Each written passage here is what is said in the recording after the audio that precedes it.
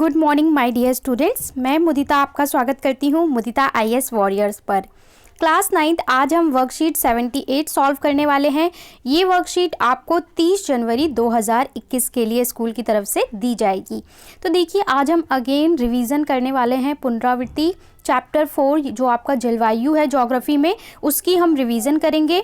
यहाँ पे अगेन आपको उसी पैटर्न में क्वेश्चंस दिए गए हैं। क्वेश्चन नंबर 1 to 5 आपको जो क्वेश्चंस दिए गए हैं वो आपको 1 वर्ड और मैक्सिमम 30 वर्ड्स में आंसर करना है। देखिए जैसे हमने लास्ट वर्कशीट पे मैंने आपको डीपली समझा दिया था।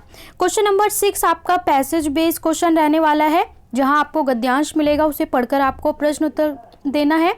और इसके बाद आपका क्वेश्चन नंबर 7, 8 एंड 9, 10 ये आपको 80 वर्ड्स में आंसर करना है एंड 9, 10 आपको 80 to 100 वर्ड्स में आंसर करना है। मैं सभी क्वेश्चन का आंसर आपको विद एक्सप्लेनेशन दूंगी। उससे पहले आप लाइक बटन को फटाफट से हिट कर दें, क्योंकि आप वीडियो देखने में इतना खो जाते हैं कि लाइक करना ही भूल जाते हैं।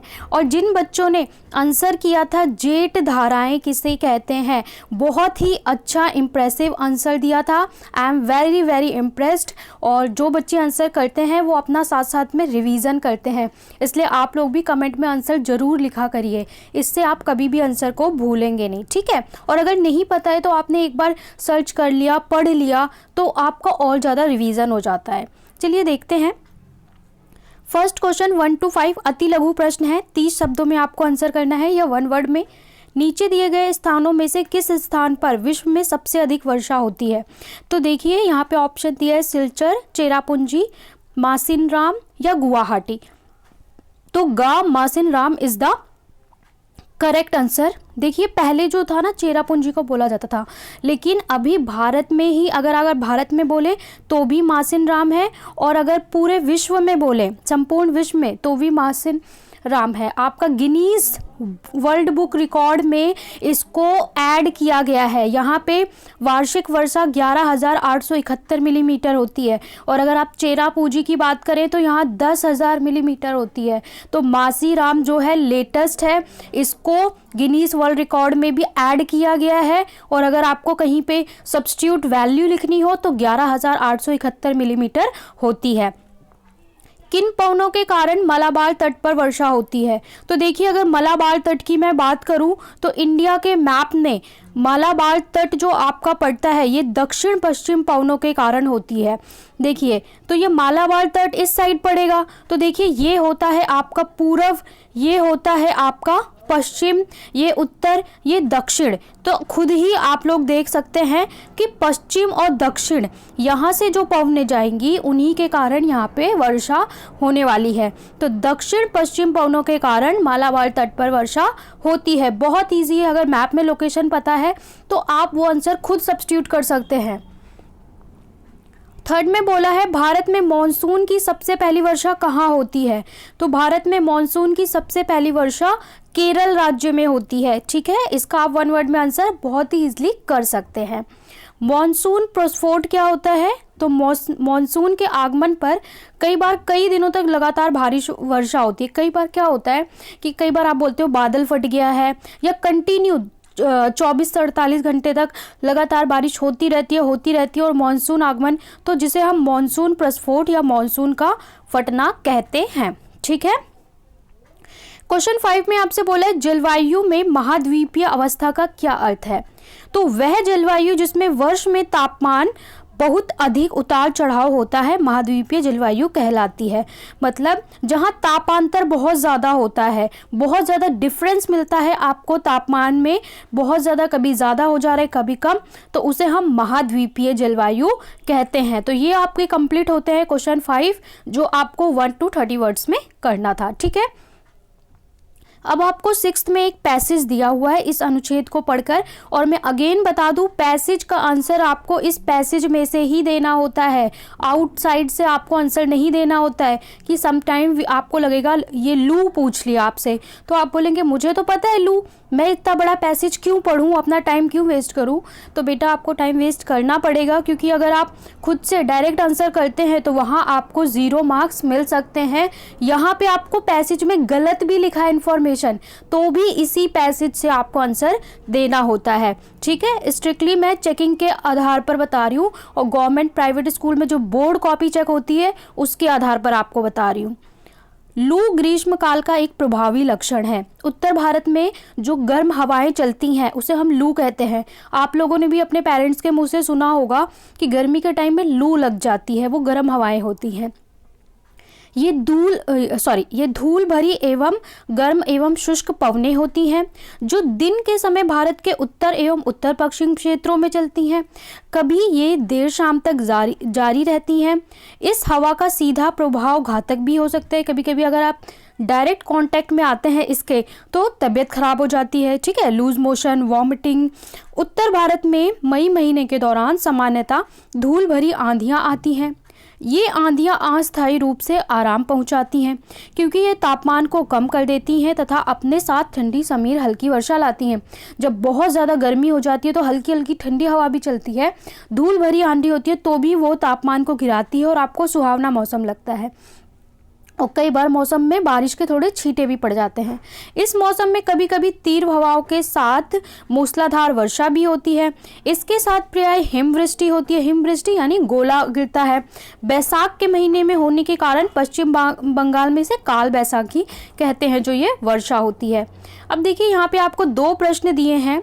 लू की विशेषताएं बताइए। जो आपको लू की विशेषताएं पैराग्राफ में दी हैं। तो ये धूल भरी गर्म एवं शुष्क पवनें होती हैं। दिन के समय भारत के उत्तर और उत्तर पश्चिम क्षेत्रों में चलती हैं। कभी कभी ये देर शाम तक जारी रहती हैं। तो ये क्या है, लू की विशेषताएं हैं। काल बैसाखी क्या है, तो बैसाख के महीने में होने के कारण पश्चिम बंगाल में इसे अर्थात किसे, वर्षा को काल बैसाखी कहा जाता है। सो ये आपके आंसर होते हैं 6 के। और आप सारे आंसर टेलीग्राम से भी कर सकते हैं। यहाँ से आप सॉल्यूशन को समझ लें। टेलीग्राम पे डिस्क्रिप्शन में आपको टेलीग्राम का लिंक मिल जाएगा, और टेलीग्राम पे सारे सॉल्यूशन आपको पुराने भी मिल जाएंगे। ठीक है, आप उसे स्कैन कर करके पीछे पीछे जाएंगे तो आपको सारे आंसर वर्कशीट के मिल जाएंगे, ऑल सब्जेक्ट। क्वेश्चन 7-8 में आपको बोला है कम से कम आपको 80 वर्ड्स में आंसर करना है। तो देखिए, भारत की जलवायु को प्रभावित करने वाले कारक कौन कौन से हैं, तो इसको आप और भी ज़्यादा एक्सप्लेन कर सकते हैं। भारत की जलवायु को प्रभावित करने वाले कारक निम्नलिखित हैं। पहले इस तरीके से हमेशा आंसर लिखा करिए, उसके बाद पॉइंट्स लिखा करिए। ठीक है, ये लिखने का एक सही फॉर्मेट माना जाता है। पश्चिमी विक्षोभ यानी वेस्टर्न डिस्टर्बेंस। देखिए, जो भारत की जलवायु को प्रभावित करते हैं वो 2 तरीके के कारक होते हैं। एक तो होता है आंतरिक, ठीक है, अगर मोटे तौर पे मैं डिवाइड करूं तो आंतरिक और बाह्य कारक। आंतरिक कारक क्या है, जो भारत के अंदर, भारत की जो भूमि है इसके अंदर जो कारक बनते हैं वो आंतरिक कारक है, और बाह्य कारक जो समुद्र और जो बाहरी क्षेत्रों से आते हैं वो बाह्य कारक। पश्चिमी विक्षोभ क्या है, एक बाह्य कारक है, वेस्टर्न डिस्टर्बेंस है। ठीक है, जो समुद्र में हलचल करते हुए पाकिस्तान से होते हुए भारत की ओर एंटर करता है। आसपास के क्षेत्रों में वायु दाब की दशाएं, जो वायु दाब बनता है, प्रेशर डिफरेंस बनता है, उसके कारण टाइफून क्या है, चीन सागर से उठने वाली जो हलचल होती है भारत तक टकराती है वो हमारा टाइफून कहलाता है। वायु धाराएं या जेट स्ट्रीम, जो एक उच्च ऊंचाई पर जो पवन की गतियां चलती हैं ना, अलग अलग स्पीड में, एक पर्टिकुलर स्पीड में पवन जो चलती है उसे हम जेट धाराएं और वायु धाराएं कहते हैं। इसके कारण भी जलवायु जो है बहुत अधिक प्रभावित होती है। उच्चावच कह लीजिए या ऊंचाई कह लीजिए, कोई स्थान समुद्र से कितना ऊंचा है, लैंड से कितना ऊंचा है, उसका मतलब इंग्लिश में आप बोले तो एटीट्यूड कितना है, एल्टीट्यूड कितना है, ठीक है, सॉरी एल्टीट्यूड कितना है, इस बात पे भी डिपेंड करता है वहाँ का तापमान। स्थिति एवं विस्तार, कहाँ पर वो लोकेट कर रहा है, उसका लॉन्गिट्यूड लैटिट्यूड क्या है, अक्षांश देशांतर क्या है, और मॉनसून पवने, कौन सी मॉनसून पवने वहाँ पे पहले एंटर करती करती हैं, बंगाल की खाड़ी से आने वाली, अरब सागर से आने वाली, ठीक है। तो ये सारे कारण किसी भी, चाहे भारत ही क्यों ना हो, भारत के अलावा भी विश्व में भी ये सब प्रभावित करती हैं। तो ये भारत की जलवायु को प्रभावित करने वाले मुख्य कारक हैं। अगर यही प्रश्न आपसे 1 नंबर में पूछा जाए तो आप कोई 2 पॉइंट लिख सकते हैं, 2 नंबर में पूछा जाए तो इस तरीके लिख सकते हैं सारे पॉइंट्स 3 या 4, और अगर आपसे 3 to 4 मार्क में ये क्वेश्चन पूछा जाए तो आप इन पॉइंट्स को लिखकर इसके अंदर थोड़ा थोड़ा सा कंटेंट लिख देंगे, 2-2 लाइन। आपको 4-5 पॉइंट याद है, जैसे मैंने 7 लिखवा दिए, 5 पॉइंट आपको याद है, 5 के अंदर 2-2 लाइन कर देंगे तो ये आपका आंसर तैयार हो जाएगा 4 नंबर का, ठीक है। मैंने कॉपियाँ भी चेक की हैं इसलिए मैं आपको बता रही हूँ। क्वेश्चन 8 में है, मॉनसून भारत को एक सूत्र में बांधने वाला क्यों समझा जाता है। बहुत ही इंपॉर्टेंट क्वेश्चन है और यहाँ पे आपको 80 वर्ड्स में देना है। तो देखिए, अगर इसका आंसर आप केवल 2-3 लाइन में देते हो तो पूरा नहीं होगा। एक लाइन में आपके कितने वर्ड होते हैं, 10 वर्ड होते हैं। तो 10, 20, 30, 40, 50, 60, 70, 80, ठीक है। तो आप अप्रॉक्स मान के चलिए कि at least 1 line equal to 10 words, तो एटलीस्ट 7 to 8 लाइन्स आपको कवर करनी होंगी इस क्वेश्चन के लिए, ठीक है। अगर आप 2-3 लाइन में आंसर कर दोगे कि मुझे कॉपी में लिखना है छोटा आंसर, तो इज इट ओके, कॉपी में तो आपके लिए ठीक है, टीचर अभी कुछ बोलेगी भी नहीं, क्योंकि टीचर को इतने सारे भेजे जाते हैं, उनको बस 2 कॉपी पास करनी होती है, कोई मतलब नहीं है आगे। लेकिन जब आप एग्जाम में यही आंसर इतना आपने लिख दिया तो पेपर में, क्या आप बताओ, अगर आपको मार्क्स देना है 3 नंबर, तो क्या आप 3 लाइन लिखने पे मार्क्स दोगे बच्चे को 3 नंबर? आप खुद अगर एग्जामिनर हो तो क्या आप दोगे? नहीं दोगे, कभी नहीं दोगे। तो इसीलिए आपको अगर वर्ड लिमिट दी है तो उसको ध्यान से देखते हुए अपने आंसर को करिए। अब ये बहुत इंपॉर्टेंट क्वेश्चन है। भारत में जलवायु की विविधता होते हुए भी भारत अपनी जलवायु संबंधी एकता के लिए प्रसिद्ध है।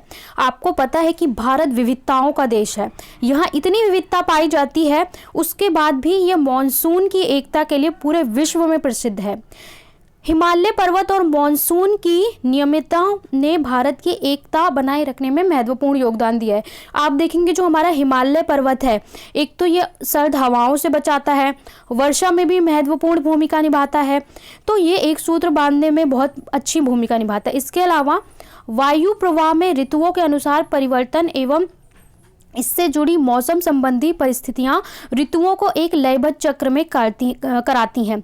आपको पता है भारत में अलग अलग मौसम आते हैं, सर्दी, गर्मी, पतझड़, बरसात, ठीक है। तो इन मौसम को एक लयबद्ध तरीके में बांधने का कार्य किया जाता है ऋतुओं को, जो पूरे देश को एकता के सूत्र में बांधती है। और हमारे यहाँ फेस्टिवल को भी त्यौहार से रिलेट करते हैं।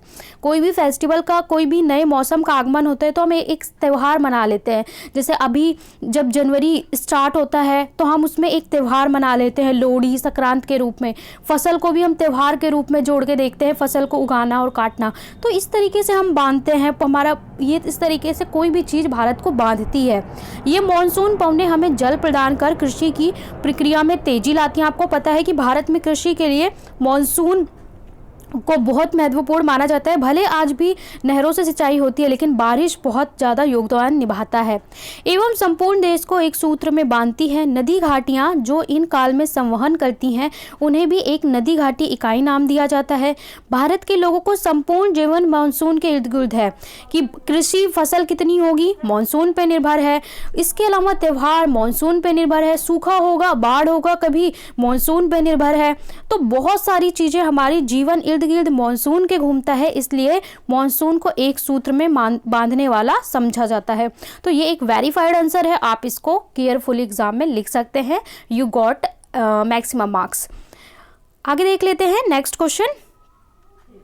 9 और 10 क्वेश्चंस में आपको बोला है 80 to 100 वर्ड्स। तो यहाँ पे बोला है भारत में होने वाली मॉनसून वर्षा एवं उसकी विशेषताएं लिखिए।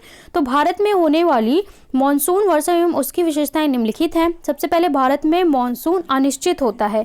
देखिए, मॉनसून को आप निश्चित तौर पे अनिश्चितताओं से भरा हुआ, जैसे आपका CBSE अनिश्चितताओं से भरा हुआ है ना, वैसे हमारा मॉनसून भी अनिश्चितताओं से भरा हुआ है।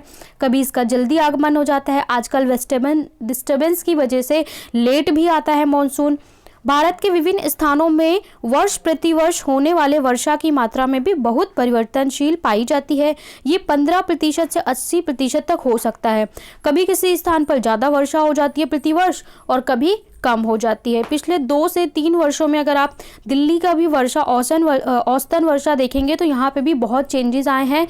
पहले जितनी वर्षा होती थी औसत, अब उससे काफ़ी कम हो चुकी है। इसके अलावा मॉनसून में भारत के सभी भागों में एक समान वर्षा नहीं होती। अलग अलग क्षेत्रों में प्राप्त होने वाली वर्षा की मात्रा में अंतर पाया जाता है। 15 से 80% तक ही अंतर हो सकता है। आप देखेंगे कि ज़रूरी नहीं है पूरे भारत में सब जगह सेम वर्षा हो। यहाँ आप देखेंगे राजस्थान, गुजरात बिल्कुल कम वर्षा हो रही है।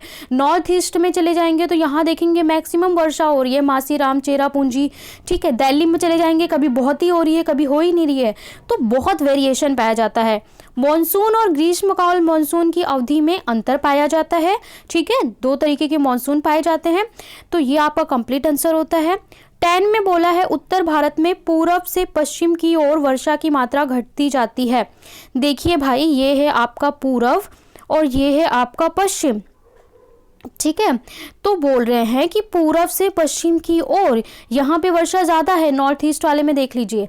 और जैसे जैसे आप पश्चिम में जाएंगे वर्षा घटती जाएगी। यहाँ राजस्थान में आके बिल्कुल कम हो जाती है, राजस्थान गुजरात में। तो इसके क्या कारण है? हवाओं में नमी की मात्रा पूर्व से पश्चिम की ओर लगातार कम होती जाती है। एक तो नमी जितना ज़्यादा होगी, ह्यूमिडिटी जितना ज़्यादा होगी, वर्षा उतनी ज़्यादा होगी। नमी कम होती जाती है तो वर्षा कम होती जाती है। बंगाल की खाड़ी से उठने वाली पवनें जैसे जैसे आगे बढ़ती हैं वे अपने साथ लाई अधिकतम अयला को खोने लगती हैं। इसके कारण पूर्व से पश्चिम की ओर वर्षा धीरे धीरे घटने लगती है। राजस्थान के अधिकांश भागों में कम वर्षा होती है और कोलकाता जहां 162 सेंटीमीटर वर्षा और वाराणसी में 107, दिल्ली में 56 होती है। तो आप इससे कंपेयर कर सकते हैं कि कोलकाता अगर आप देखोगे यहाँ पे, दिल्ली आपका यहाँ पे और राजस्थान आपका यहाँ पे। तो इस तरीके से वर्षा घटती चली जाती है। यहाँ पे आपका बंगाल की खाड़ी होगा। यहाँ पे हमारी वर्कशीट 78 कंप्लीट होती है। लाइक ज़रूर कर दिया करिए, क्योंकि ज़्यादा से ज़्यादा लाइक आते हैं तो ज़्यादा से ज़्यादा मोटिवेशन मिलता है, जिससे हम आपके लिए और अच्छी वर्कशीट बना सकें और अच्छे सब्जेक्ट वीडियो ला सकें। वीडियो को शेयर करें, चैनल को सब्सक्राइब करें। साथ ही आपको एक क्वेश्चन का आंसर करना है कि भारत की जलवायु को प्रभावित करने वाले कारक, कोई 2 कारक बताने हैं। एक जलवायु को प्रभावित करने वाले 2 कारक कौन से हैं, उसे आंसर में लिखिए, ठीक है। और अगर आप चाहते हैं आप और अच्छे से, तो उन 2 कारक के बारे में भी 2-2 लाइन्स लिखिए कि भारत की जलवायु को प्रभावित करने वाले कोई 2 कारक, और उनके बारे में भी 2-2 लाइन एक्सप्लेन करिए। नेक्स्ट वर्कशीट में जिसका टॉप कमेंट होगा उसे दिखाया जाएगा वीडियो में, ठीक है। मिलते हैं नेक्स्ट वर्कशीट में, तब तक के लिए बाय बाय।